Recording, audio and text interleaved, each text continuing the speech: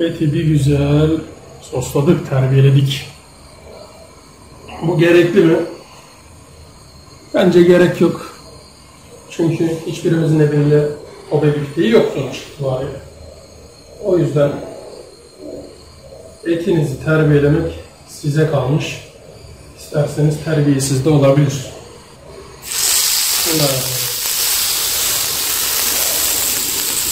Dediğim gibi arkadaşlar, terbiye olayı işin içine girdiği zaman et kızarma gibi oluyor. O yüzden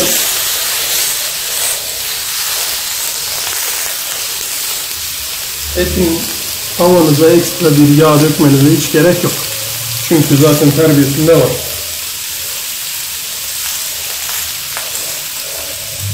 Evet.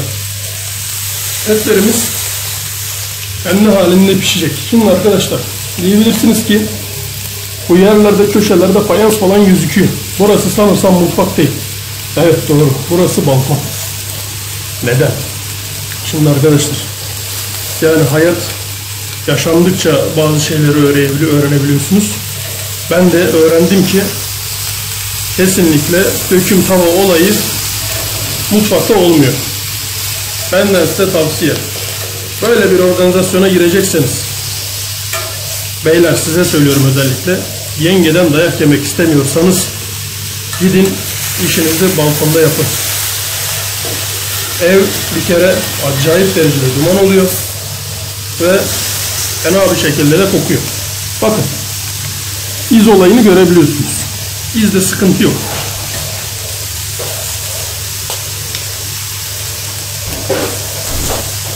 İzde sıkıntı yok. İz her türlü geliyor. Maksat görsellik, şov, hepsini yapabilmekse bu döküm tava olayı onun hepsini gayet güzel veriyor. Bak, izleri görüyorsunuz. Yani bunu ben kesinlikle küçük şişlerle yapmadım. Döküm tavanın kendi mucizesi bu. Evet, arada bir ekranı çevirmek gerekiyor. Farklı açılardan da yapalım. Şimdi buralar gayet güzel pişiyor. Eti kurutmamak için, sulu olsun diye isterseniz burayı çevirdiğinizde karamel görüntüsünü vermek için aynı şekilde ters çevirebilirsiniz.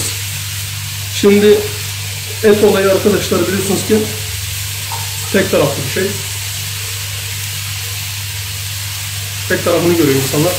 Diğer tarafa bakın. Bu arada tuzunu da atalım. Tuz da içine işlesin güzelce. Evet. Bakıyoruz. Et kalkmıyor. Niye? Bekleyeceğiz çünkü biraz daha pişsin diye. Yapışmayacak. Kendi kendine sökülecek o. Evet arkadaşlar. Şimdi şöylecene yatıralım.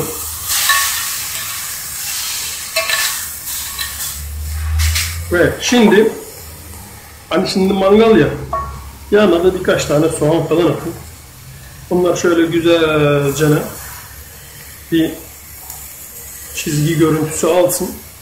Yanında garnitür olsun. Olay bu. 5 dakikada Beşiktaş dedikleri olay var ya, işte aynısı şu anda gerçekleşiyor. Bakın. Paralel görüntümüz bildiğim zebra gibi yani. Şuna bak. Maşallah. Çizgili çizgili. İkinci tarafını vermeye hiç gerek yok. Zaten yeteri kadar çizgimiz var. Soğanlarımız da gayet güzel bir şekilde oluyor. Onlar da olduğu an tabağa alacağım. Bu arada eti balkonda yaptığım için kesinlikle evde bir koku olmuyor. Eğer sizin balkonunuz da benimkisi gibi kapalıysa açın iki tarafının camını, duman alsın gitsin. Kesinlikle evde kötü koku, isti, dumandı, bilmem neydi yok. Öyle bir derdiniz de yok. Evet, şimdi etleri alacağım. Soğanlar bakın görüyorsunuz. Soğanlarımız da alıyor. Bütünden faydasını. Evet arkadaşlar. Ya biz yaşıyoruz ya, vallahi billahi.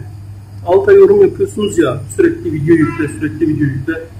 Arkadaşlar bunlar maliyetli işler. Yani bu et bedava gelmiyor tabii ki de. Bizim öyle steakhouse'larımız bilmem nemiz de yok. normal maaşla çalışan insanlarız. O yüzden haftada 1-2 kere yapıyorum. Çektiklerimi de hazırlayıp atıyorum. Şimdi bakalım. Bu et coşmuş mu görelim. Bir şey söyleyeyim mi? Bu terbiye olayı hakikaten eti çok başka değiştiriyor. Bu arada etleri dinlendirmedim. Bilerek yapmadım. Çünkü videoyu direkt çekmek istiyorum. Başka şeyler de yapacağım. Bu et zaten yenirken dinlenecek. Sıkıntı yok yani. Bir de şu soğanlara bakalım.